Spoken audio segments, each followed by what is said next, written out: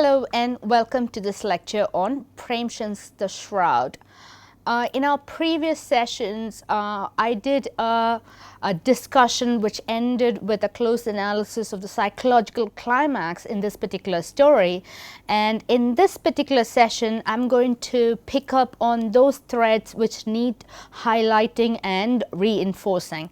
So we'll begin once again with these two central characters, Ghisu and Madhav. The social background for these two characters is the fact that they are low caste laborers and they subsist on the barest of the minimum. And if you recall in the previous lectures, I mentioned how a Spartan existence they led in their village. They hardly had any material possessions and they were clothed in rags and they ate once in a few days.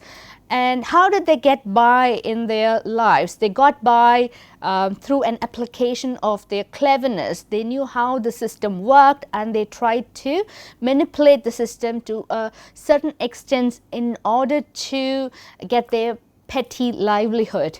And the most important quality about these two characters is the fact that they had no compunction about misdeeds. They had no sympathy or empathy towards anyone else except their own self. So that is something we need to keep note of, and we need to do a close analysis of the narrative to understand the socio-cultural context which produced all these abnormal psyches and which are brilliantly represented in Premchand's The Shroud.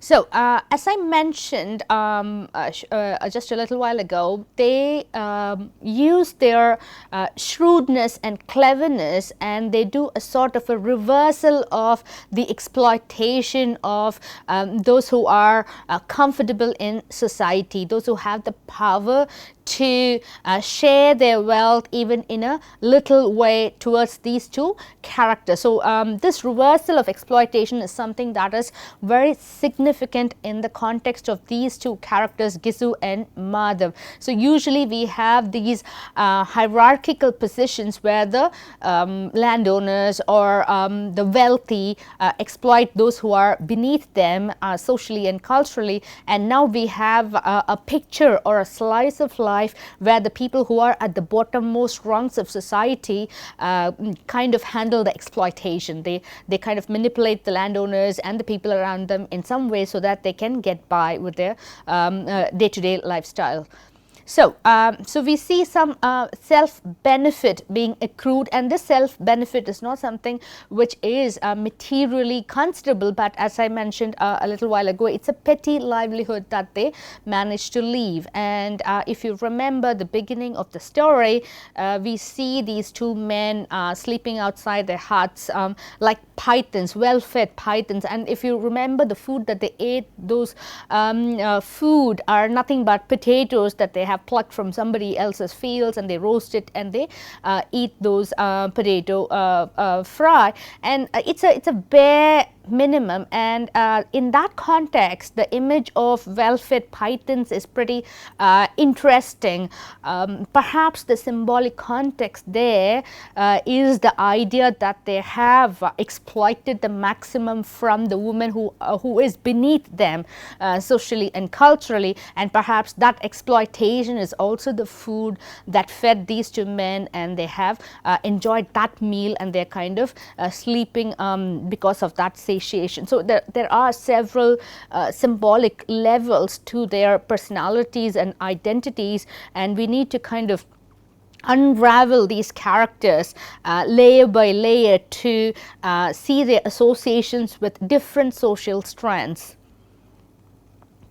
Okay, now let's come back to this problem of the shroud. Why is the shroud absolutely necessary to send off a woman who is on the margins of society? This particular woman, Budhya, is the wife of a man called Madhav, and he is extremely marginalized. He lives on the fringes of society, and why should we care if she gets a shroud or not at the end of the day? So, but there is this fact that as soon as her death becomes becomes communicated to the rest of the society, it gets the attention of everyone, and at the end of the day, Ghisu and Madhav do get some money which they blow on alcohol and food, and they are also convinced that they will get more money, and this time that money will be used for buying the shroud, which will be part of the funeral rites of Buddha. So why do they get the money? And the answer to that question,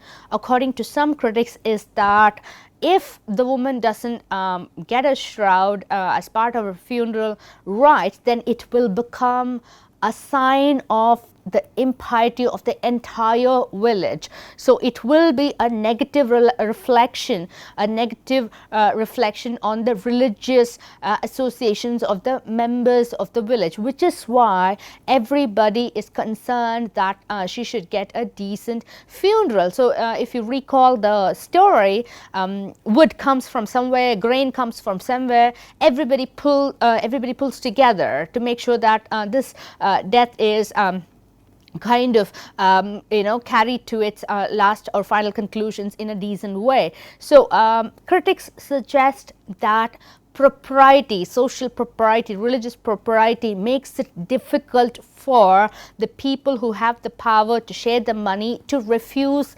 the shroud to Buddha. So this is one of the interpretations of the necessity of the shroud, and as we see, Ghisu and Madhav exploit that idea of propriety and piety on the part of the villagers.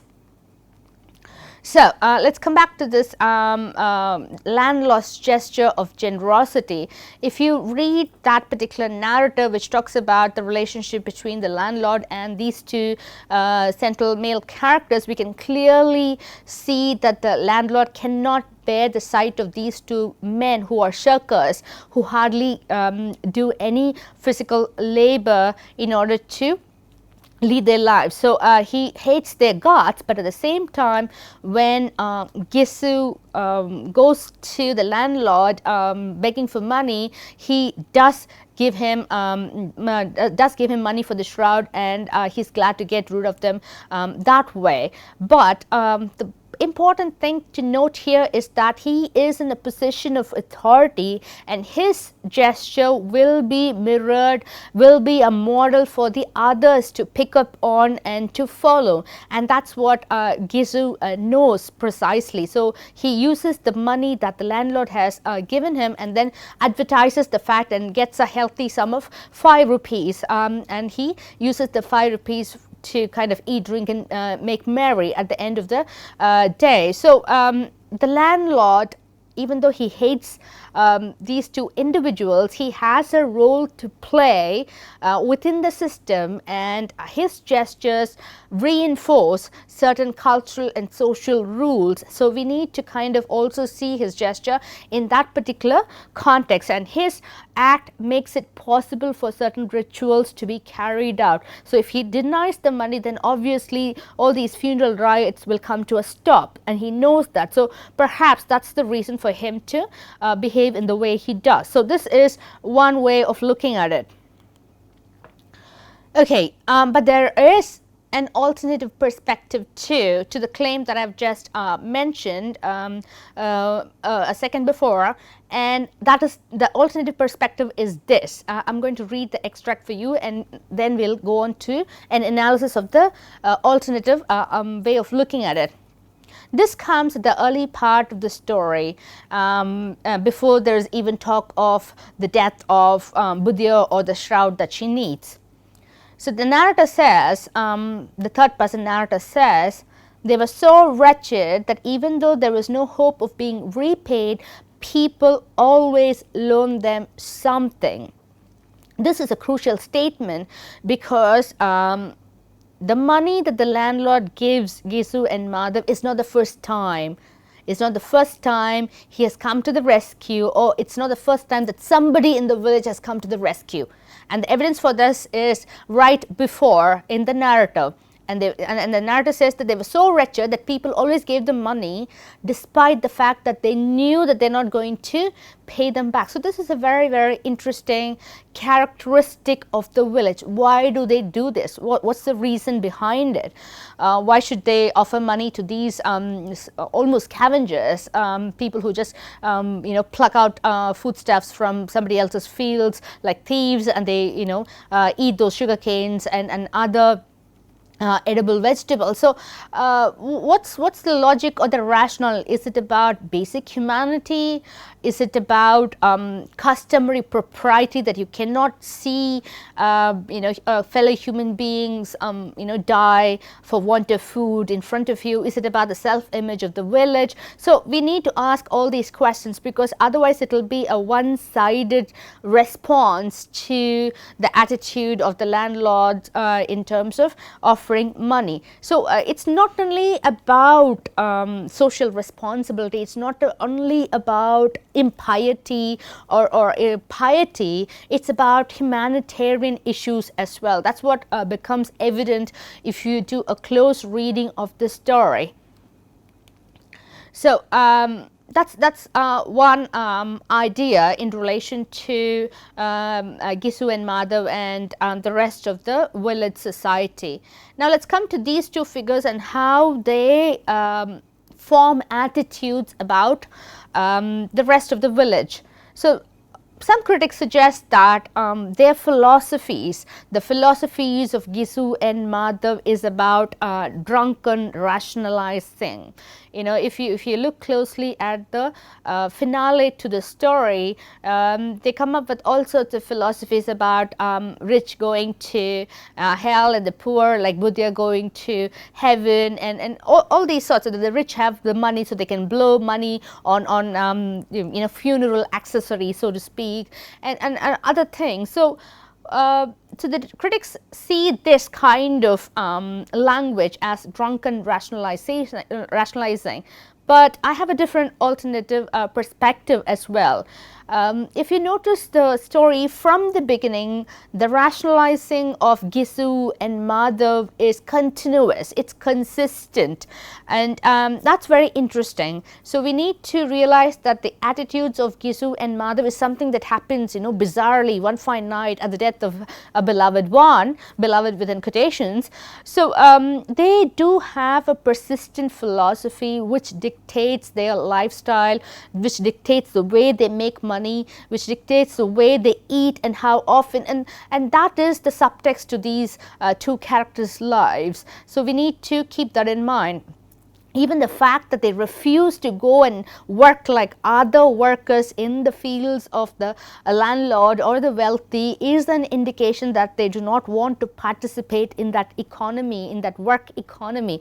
And if you notice, as I mentioned before, they just break off branches and then they go sell those branches in the market, and then they turn that wood into money, and then they live for a few days, and once they starve, they start to go back to the same thing. So that refusal to participate in the regular lifestyle of the village is telling about the philosophy of these two characters, Ghisu and Madhav, and we cannot write them off as drunken, wretched, poor.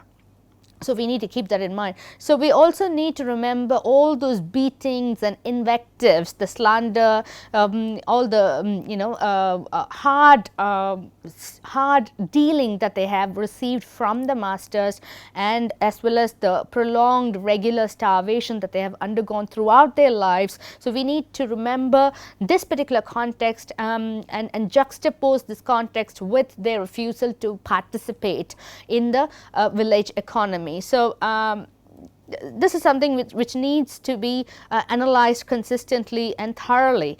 And if we do that, we also might realize that these psyches are the construct of such activity, such a negative way of life that they have undergone for a long time.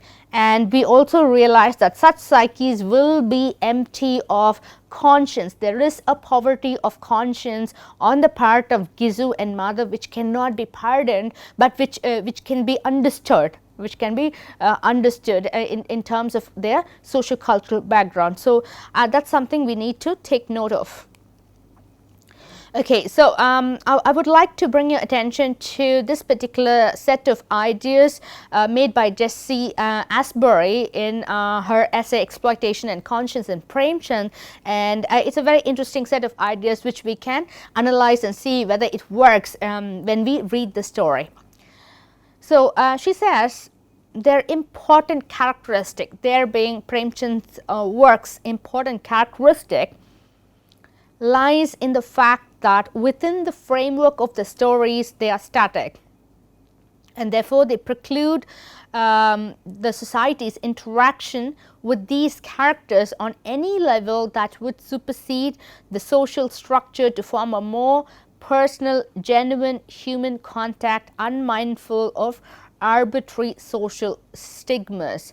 Let me clarify the first phrase. Their important characteristic is a reference to the characters of Premchand, and she says that they are very static. They don't change much. They are not characters who undergo a massive transformation, and since they don't change, they don't have a healthy interaction with the society as well. So there is a lack of a personal, genuine human contact between the characters of Premchand and those around them. So that is clear according to this particular critic. Now let's see if it works in relation to the Shroud. I would see these characters as static on one level. They have a set philosophy of life, and that philosophy is connected to their self-interest, pure self-interest at the cost of anything and everybody. So that static attitude is there, but the philosophy, the way that philosophy is made manifest in different situations is also very, very interesting, and how they try to explain away any kind of moral quandary is a very, very interesting attribute to notice in Premchand's stories, and especially in the Shroud. So if you recall Madhav's worries about his wife who would be in heaven, and how she might ask him why he hadn't provided her with a shroud, and all these questions, and how Ghisu responds to that. So you can see Ghisu acting on his feet and responding to any and every question that might come at him, and that shows how he puts his philosophy into practice. He becomes arrogant when he's really pushed into a corner. He becomes very, very he becomes like a supplicant when there is need to be, especially when he is faced with the landlord. So all these are very interesting to observe. So though they are static, their behavior is very, very interesting, and that makes the story work at a very important level. So I agree that there is a lack of genuine human contact, and it is because of that philosophy that they have in life, which dictates all their activities, and that lack of human contact is what makes these two characters almost monstrous in their attitudes. And especially in relation to Buddha, which I'll come to in a minute, that human contact is an area that we need to pay very close attention to. And if you look at the last one, in this particular narrative, as I said before, we don't see the exploiter at work. We see the reaction of the exploited at work against the exploiters. So it's a very, very reverse narrative. It's a narrative that kind of tells the ways in which the suppressed reacts, and it reacts sometimes in monstrous ways. That's something we need to make note of. So we also need to know that Ghisu and Madhav are exceptions. They are the abnormal characters. They do not resemble anybody else in the village, even though most of the workers work really hard and hardly have any material possessions, and they hardly realize any kind of happiness in their lives in the village. Even though they are poor, they don't act like Ghisu and Madhav. So we need to make note of that particular difference as well. Not every exploited man becomes a exploiter in return. So that's something that we need to note.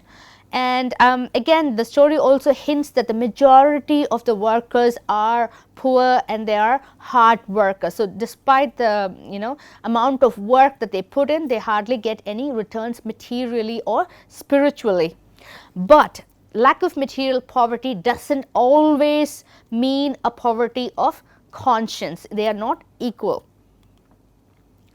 Okay, now let's look at some of the unusual references in the story. We can speculate about some of these references, and the presence itself is very interesting. And one such reference is about Gisu's sons. He says that I've had 9 sons. There was never anything in the house, but God got us through the mess somehow. But the story shows us just one son, who is Madhav. What happened to the others? That's a question that we can ask. If we do a close reading of the story, we might ask this question: where are the other sons? Are they alive? Are they dead? If they're alive, where are they? Why don't we have any more references to them in the story? Did they migrate? So these are some of the speculations that we can make. And he says that there was never anything in the house, but God got us through the mess somehow. So what was the mess? Is the mess a reference to the large family? What about the wife? There's no reference to the wife. And did she die? When did she die? How did she die? Was she left to die just as Buddha was left to die in the story? So so many questions can be asked. The very fact that this story gives us the scope to ask all these questions is what makes it a great story. The fact that you can ask so many questions.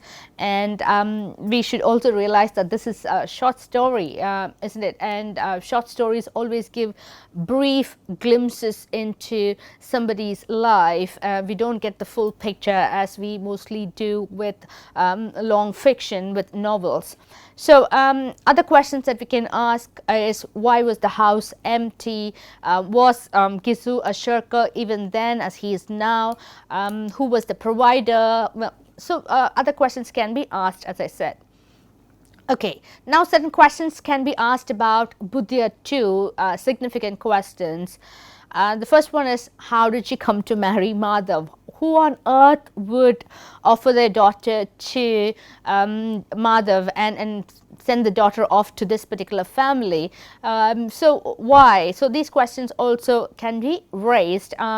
Is she part of the village, or did she come from elsewhere? Was she an orphan? What's her family background? So all these questions can be again asked.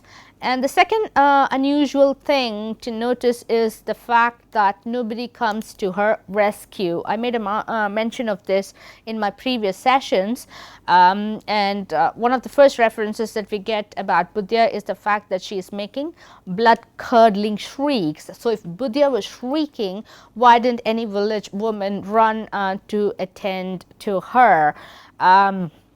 Why was it because the hut was far away from the rest of the village? But that doesn't seem to be the case as well, because the following lines tell us that the rest of the neighborhood is not far off. Because if you read these lines on the slide from the story, it says they started to wail loudly and beat their chests. The neighbors heard the weeping and wailing and came. So the neighbors were close enough to hear the weeping, and they come at once. So when Buddha is screaming, nobody comes, but once she's dead, we have the people come by. Is this a structural issue, some lapse on Premchand's part, or is it because there is some kind of deliberate distancing between the villagers and this family, because they seem to be notorious. Ghisu and Madhav seem to be notorious, and nobody wants to do anything with them. So But if they deliberately kept themselves away, then the villages also don't come off very well, because they become hypocritical, isn't it? I mean, why don't they come to a woman when at the need at a time when she is really in need? And there is again another reference in the story where the narrator says that soft-hearted women shed a few tears at her misfortune. So again, the question is, where were these soft-hearted women when Buddha was dying in labor? So again, another question is, so her being married to these men was sympathized by the village folk, but at the same time they were not able to help her too. So all these questions can be raised, and some critics do again ask this question: why did Buddha not have a support network? Apparently, she is the one who is, feeding these men. There's also a reference to these men as shameful stomachs, right? So if she is the one who goes out into the village and participates in the village economy, then it's likely that she would have formed some kind of social support group that would have helped her. What is then preventing such help from getting across to her? Is it because of reasons of community? Is it because of reasons of Buddha, or reasons of Madhav and Ghisu's character, and other things? So we can ask all these questions too. So this is the quotation from one such criticism. The critic says, her need of help in her terrible isolated situation should surely have evoked at least as much compassion and support from the women as her need of funeral rites did from the men. So just as the men were eager to help get a shroud for Buddha once she's dead, these women, these soft-hearted women of the village should have supported her in her terrible and isolated situation, and that didn't happen for mysterious reasons, and that's again very disturbing. So ultimately, how should we see all these lapses and all these gaps, all these should have beens but didn't happen? Oh, how do we approach that?